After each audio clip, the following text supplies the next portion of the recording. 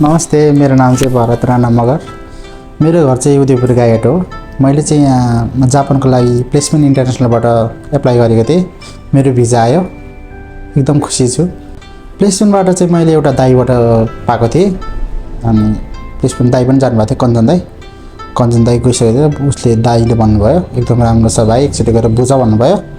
यहाँ आएर मैले बुझेँ आस्था म्यामसँग भेट्ने, अनि म्यामले बुझाउनु भयो मलाई जापानको बारेमा, यताउता सबै राम्रोसँगले गर्नुभयो अनि राम्रो लाग्यो। मैले यहीँदेखि पढेँ अनि अहिले भिसा पनि आयो, एकदम खुसी छु। अब जापान जाँदैछु। यहाँको क्लास चाहिँ एकदम राम्रो छ। जापानिज ल्याङ्ग्वेज चाहिँ स्पेसली जापानिज ल्याङ्ग्वेज थाहा भएको मलाई, अरू त पढेको छैन। जापानिज सेन्से चाहिँ एकदम बवाल हुनुहुन्छ, राम्रोसँग बुझाउनुहुन्छ। अब ट्यालिनु गर्ने, ढिलाउने, पछ्याउने बिस्तारै सँगै लिएर जानुहुन्छ। एकदम त्यो कोही ट्यालेन्टलाई मजाले हेर्ने न, अरूलाई चाहिँ ठिक्कले नहेर्ने गर्नुहुन्न, सँगै लिएर हेर्नुहुन्छ सबैलाई। एकदम राम्रो हुन्छ सेन्से, आएर हेर्नु होला। डकुमेन्ट बनाउँदा चाहिँ एकदमै हेल्प भयो मलाई। सानो सानो कुरामाहरू पनि सबै सिकाउनु भयो म्यामहरूले, एकदम हेर्नुभयो। डकुमेन्टको लागि चाहिँ धेरै हेल्प गर्नुभएको छ मलाई।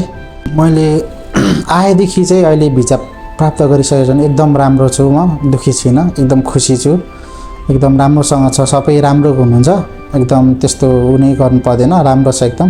उहाँ जापान जाने प्लान बनाउँदै हुनुहुन्छ भने चाहिँ प्लेसमेन्ट आएर बुझ्नु, एकदम राम्रो छ।